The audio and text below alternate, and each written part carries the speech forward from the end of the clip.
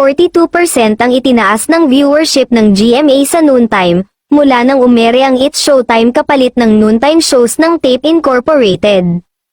Umere noong July 1, 2023 hanggang January 6, 2024 ang It Bulaga ng Tape Incorporated sa GMA at pinalitan ng tahanang pinakamasaya noong January 8, 2024 hanggang March 7, 2024.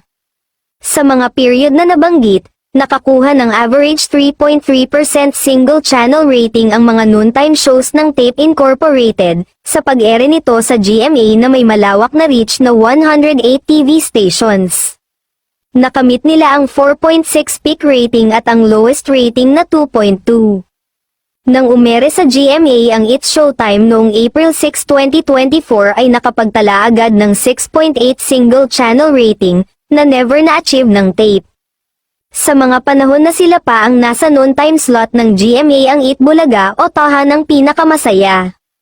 Maaaring ang ilan sa mga tumatangkilik sa It's Showtime sa pag-ere nito sa GMA ay ang ilang kapamilya na hindi maabot ng A to Z via free TV at walang cable subscription sa Kapamilya Channel.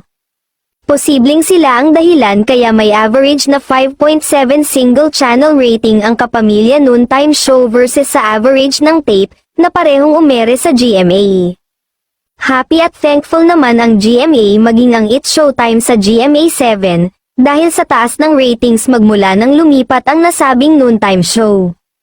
Na-maintain ng rival noontime shows na It Bulaga at It's Showtime ang kanilang manunood, halos ganun pa rin ang ratings nila, walang nadagdag, walang nang iwan, patuloy silang tinututukan ng kani-kanilang loyal viewers. Hindi naman umano nababahala rito ang mga taga-It Bulaga, dahil aware sila kung hanggang saan lang ang reach ng TV5 at hindi pa naman maaasahan ang televiewers sa RPTV.